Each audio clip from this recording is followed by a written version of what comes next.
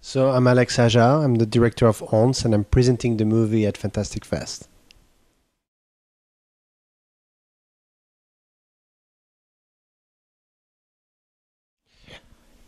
When I read the book first, I was finishing Piranha, and I knew after the first chapter or the second chapter that I had to make this movie.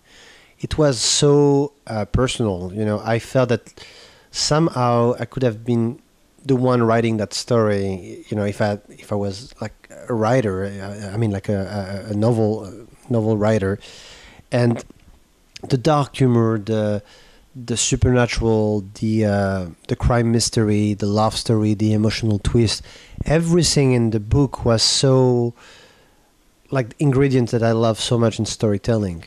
So I just couldn't, I couldn't imagine not making this movie. It was an obvious choice.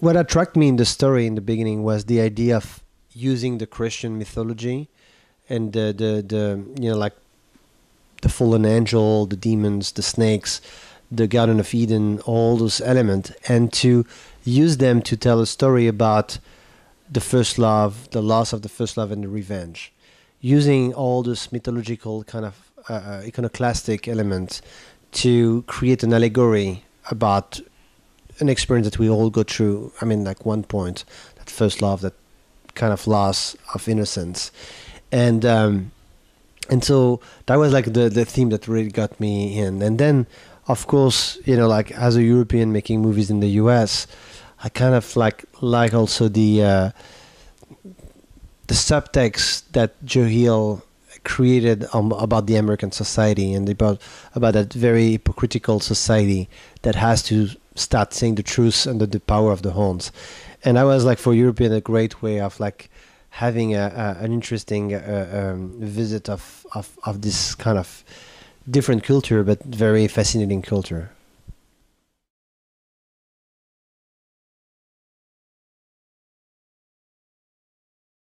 I mean, I think one of the best thing in the movie is like Daniel Radcliffe, because he really like gave something that I mean, that no one kind of imagined they can do.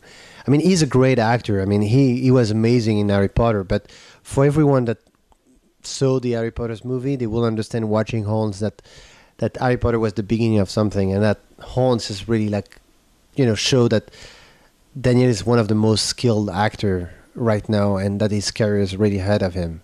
That he has like some huge things coming, and he, you know, I think it's a very similar way to me. He also fell in love with the book and got obsessed with the character of Ike Parrish, and he's the one who contacted us and asked to meet me to, for the part. And I remember our first meeting in LA was right before the release of The Woman in Black, and I saw him like, talking about his personal life, his experience, who he was, and I realized watching him how close he was from the character, the way I was picturing it reading the book. And I had that conversation with Joe Hill after that, and it became like such an obvious choice for all of us that Daniel was Ike Parrish. He was, like made to be this character. He had like all the element. He was this, like young, I mean, like the energy, the determination, that kind of dark romantic side of him that was so interesting, that was so close to the character. I mean, that was like, I cannot imagine the movie without Daniel right now, to be completely honest.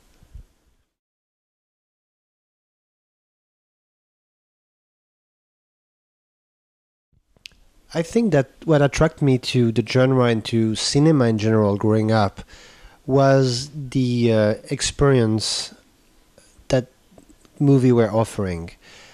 I'm using the word experience as a real like the immersion one. What I always love was movie that where you don't have the feeling that you're watching something, that you really live the story. The immersion always been the most interesting element of making movies for me. I completely embrace like the genre, because the genre, when it's well made, when like when you think about movies like The Last House on the Left or The Texas Chainsaw Massacre or The Exorcist or The Shining, there are movies where you completely forget that you're watching something, that you're so into the story that you cannot even move, that you're paralyzed by the power of the narration of the filmmakers. And that was really what attracted me and what made me want to make a similar kind of thing and try. So the creating the best experience for the audience is always my main consideration.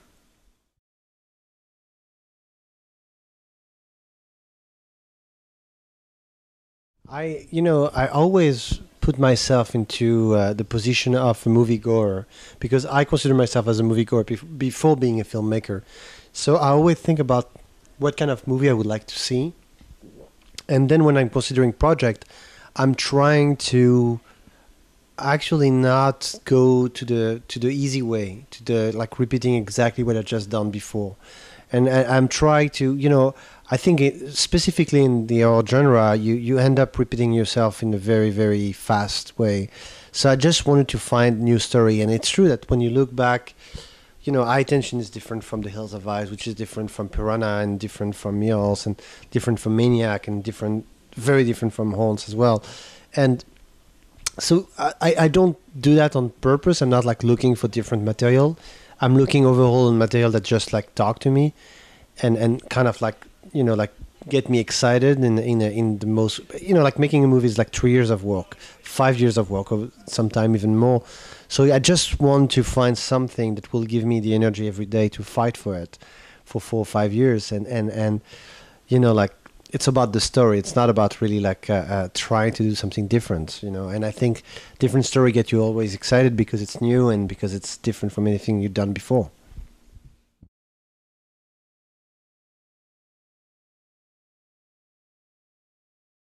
I think that like my first visual experience that traumatized me, I would say where like I was, I'd say like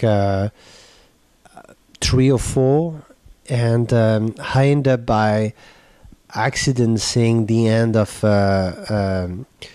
Raider of the Lost Ark, and the final scene when like the flesh melting face got me in such a deep way, and I had nightmares that I can even remember now. I mean, and then like a few years after, I end up renting by accident The Shining. So that was the other experience. I mean, like in between Raiders of the Lost Ark and The Shining were my two first kind of fear experience, in the beginning.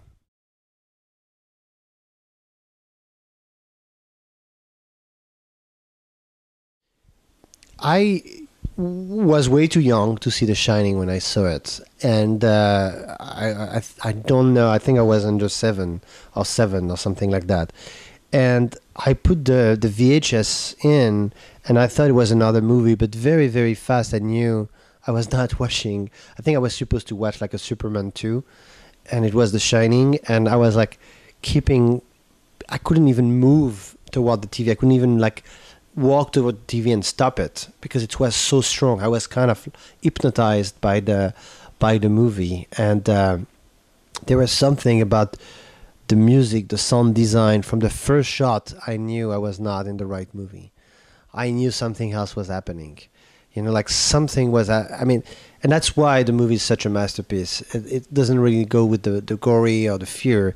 It's like every piece of frame of The Shining is an hunting experience, and somehow it traumatized me, but also like show me what I wanted to do for the rest of my life.